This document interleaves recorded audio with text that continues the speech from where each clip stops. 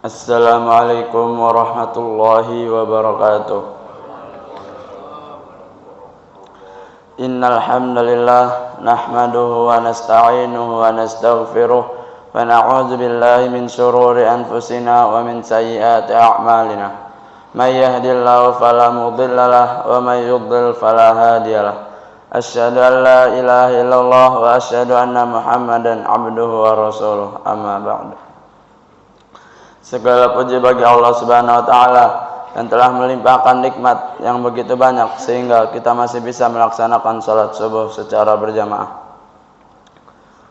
Salawat serta salam semoga tercurahkan kepada baginda kita Nabi Muhammad sallallahu alaihi wasallam, kepada para keluarganya, para sahabatnya hingga pengikutnya.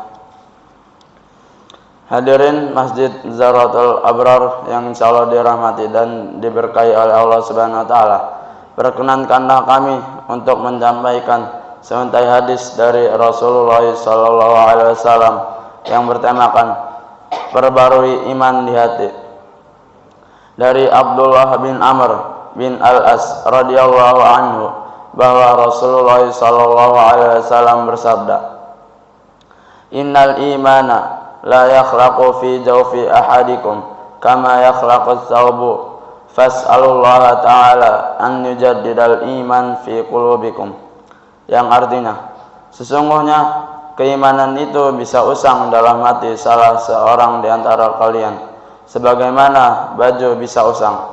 Oleh karena itu, mohonlah kepada Allah Azza wa Jalla agar Dia memperbarui keimanan yang ada dalam hati kalian.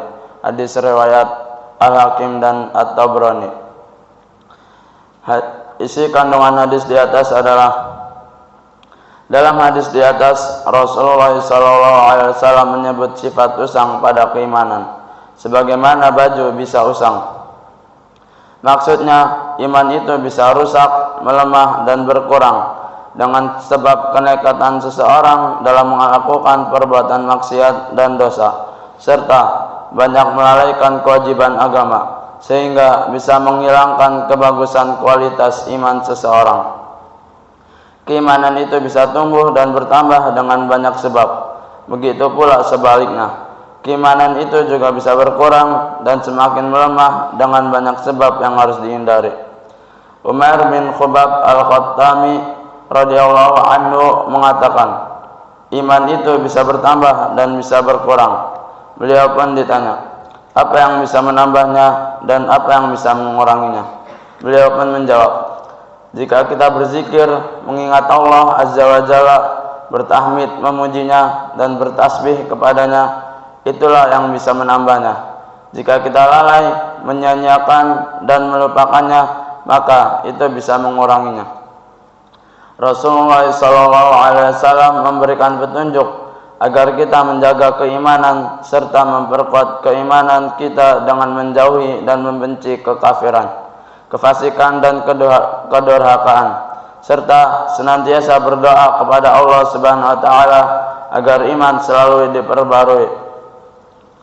Adapun ayat Al-Qur'an yang berkaitan dengan hadis di atas adalah Allah Subhanahu wa taala berfirman, yang artinya, tetapi Allah menjadikan kamu cinta kepada keimanan dan menjadikan iman itu indah dalam hatimu, serta menjadikan kamu benci kepada kekafiran, kefasikan dan kedurhakaan. Mereka itulah orang-orang yang mengikuti jalan yang lurus. Quran Surat Al-Hujurat surat ke-49 ayat ke-7. Dengan keimanan, seorang hamba akan merasakan kehidupan yang tentram di dunia dan akhirat. Juga dengan keimanan kita akan terhindar dari hal-hal yang tidak menyenangkan. Dan Allah Subhanahu wa taala berfirman dalam surat yang lain, yaitu orang-orang yang beriman dan hati mereka menjadi tentram dengan mengingat Allah Azza wa Jalla. Ingatlah, hanya dengan mengingat Allah Azza wa Jalla hati menjadi tentram. Quran surat Ar-Ra'd surat ke-13 ayat ke-28. Semoga Allah Subhanahu wa taala menganugerahi kita keimanan yang kuat, keyakinan yang sempurna dan taubat yang benar. Dan semoga Allah Subhanahu wa taala juga mengampuni kita semua, kedua orang tua kita dan semua kaum muslimin dan muslimat. Mungkin cukup sekian yang bisa kami sampaikan. Sebelum kita mengakhiri pembacaan hadis, mari kita berdoa kepada Allah Subhanahu wa taala. Bismillahirrahmanirrahim. Alhamdulillahi rabbil alamin. Hamdan yuafi ni'amahu wa yukafi'u mazidah. Ya Rabbana lakal hamdu wa lakal syukru kama yanbaghi li jalali wajhika wa 'azimi sultanik. Allahumma salli wa sallim ala sayyidina Muhammadin wa ala ali sayyidina Muhammad. Ya Allah yang maha besar dan maha kuasa, kami mohon kepada Engkau ya Allah untuk para musyrif, pemberi wakaf, orang tua asuh, donatur, pembina dan pengurus yayasan, pengurus ponpes, Bapak Ibu jamaah salat subuh Masjid Zahratul Abrar dan umat muslimin dan muslimat, agar diampuni dosa-dosanya, dosa besar, dosa kecil, disengaja ataupun tidak disengaja, agar diberi hidayah, agar dapat melaksanakan semua perintah-Mu dan meninggalkan semua larangan-Mu, agar diberi kesehatan, agar bisa istiqomah dalam melaksanakan ibadah, baik yang wajib maupun yang sunnah, agar diberi rezeki yang luas dan berkah, agar mau berbakti kepada anak yatim dan duafa dan perjuangan Islam, agar diberi kemampuan bisa bersabar jika menerima musibah dan pandai mensyukuri kenikmatan, agar diberi keturunan yang qurrata a'yun, keturunan yang soleh dan solehah.